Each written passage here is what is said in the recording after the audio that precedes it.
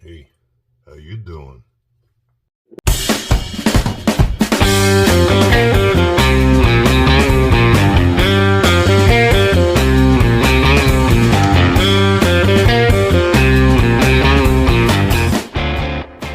We are back on the big butcher block board, and looks like some fresh corn. Nice. Fresh herbs. Looks like some thyme. Mexican spring onions with the big ass bulbs. Then a couple of eggs. What else? Buttermilk. Oh, cornbread mix on sale. 2 for $1. $2.09. Jalapeno juice. Couple 2-3 kinds of cheese. And chorizo? This is supposed to go into a cornbread? You're right. We're going to make this cornbread mix. We're going to stuff it.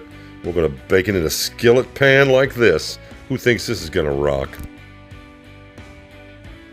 Oh, no question at all. All right, so let's do our maintenance. Here we go. All right. We'll take the bulbs. We'll break them down. We'll produce them. Cut them in half. Cut them in half again. Shave them thin. You know what I'm talking about. The usual. The usual. All right. Now we'll take the stems, not the green ends, but the stems. All right. And we've produced. Let's go for the tops. Let's go for the tops. Tops are done. All right. There's our 1/4 mise en place. Fresh thyme. Let's bust that up. Let's chop that down. That's right, folks. Fresh herbs. Now, not shown earlier, but Shishito peppers. Let's grab a couple. No, let's grab 3. Hell, it's me after all. You know that. Let's get them broken down. Ooh, special effects. All right, there they are. Chopped, minced, seeds and all. All right, time to take the foreskin off of the... Time to take the casing off of the chorizo. We're going to pull that all off, and then we're going to break these down as well. Chop, chop, chop. Chop, chop, chop. And invest in a bench scraper, people. It will definitely change your life. All right, let's look at our completed mise en place. Look at that. Fresh herbs, peppers, pork, cornbread mix, buttermilk, a couple 2-3 kinds of cheese. Shall we put this thing together? Not quite yet. That's because we have some extra sharp cheddar and mozzarella to shred. We have since done so. All right, now it's time. Oh wait, maintenance. Good Lord, more maintenance. That's right. You can't just shove the corn of the cob in there, can we? Or can we? No, we can't. All right, so we've got the corn shaved. Everything's ready. The pan is on medium-high heat. In goes some Irish Kerrygold butter, about a tablespoon, some extra virgin olive oil, and in goes that chorizo. Let's get a decent amount of color before we cook our corn. Now, that fat is going to absorb into that corn. We're going to cook it al dente. It's nice and sweet.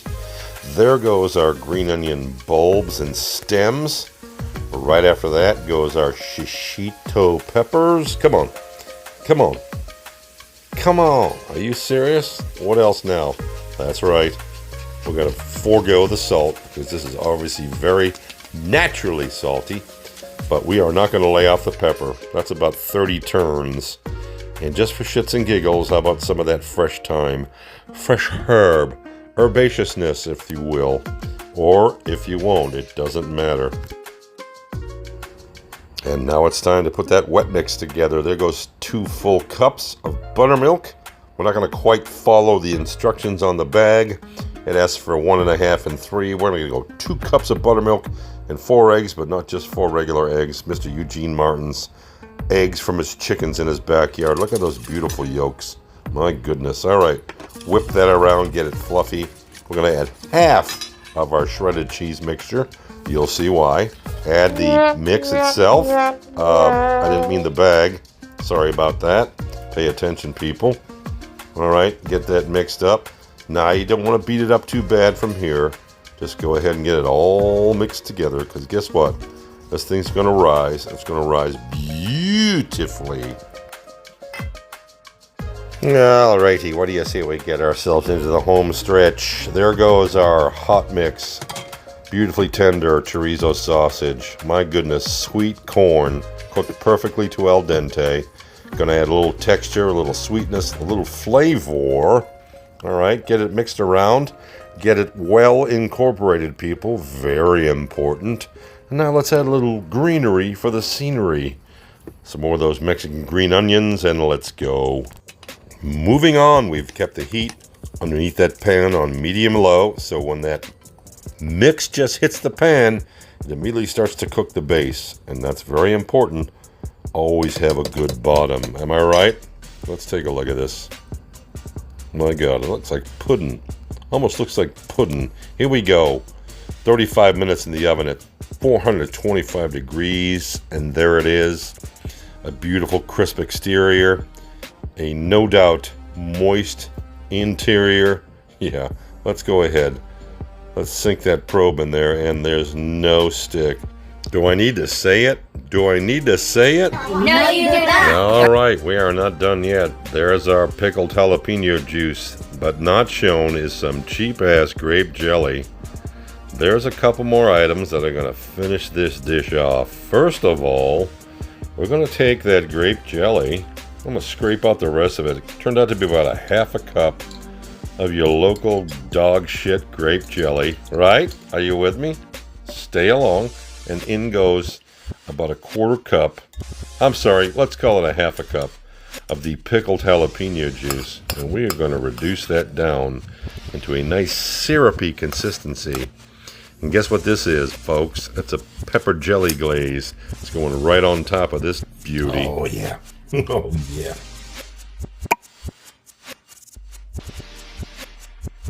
Now then, indeed, let's go ahead and lay some of this down. Maybe pour it all on top. Now, let's go ahead and glaze it properly. We don't want it to, get too wet or get too mushy or get too moist. The hell we don't. Just throw it all on there. You know what's all going on there. And it is. Why not? With the hard exterior is going to get softened up just a little bit by this beautiful jalapeno jelly glaze. Are you with me or are you not? Now then, we are truly on the last steps. The last two steps. Alright, we're going to sprinkle that remaining cheddar mozzarella, cheddar jack, Colby, I don't know what the hell's in there. It's a multitude of cheese. I'm going to lay that all on top. We just got to melt this very lightly. And now we'll add some greenery on top. Of course, for the scenery, that's the remainder. We've used up so many leftovers here. Not even funny.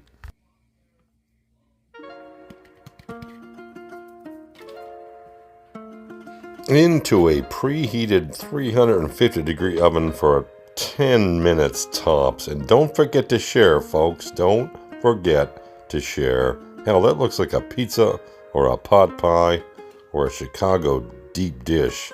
Well, this is deep dish one way or the other, folks. Just had to figure out which way I want to cut it. All right, we're not going to go with wedges. We're going with squares. Squares.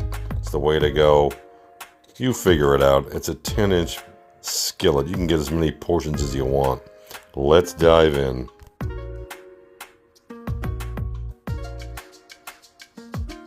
Oh my, the corn, the sausage, the peppers, the scallions, all looks pretty prevalent. Don't you agree? Ooh, artsy again. Look at that with the bricks in the background. Let's see what the big dumb animal has to say. He's chewing away. I'm pretty sure he's thinking, wow, a lot of flavor in this. Yes, indeed. A lot of flavor. Corn, chorizo, heat from the peppers. The whole thing works. And then there's this. Hey, good Lord. And don't forget to like, subscribe. Very important. Leave a comment. It all helps the algorithm.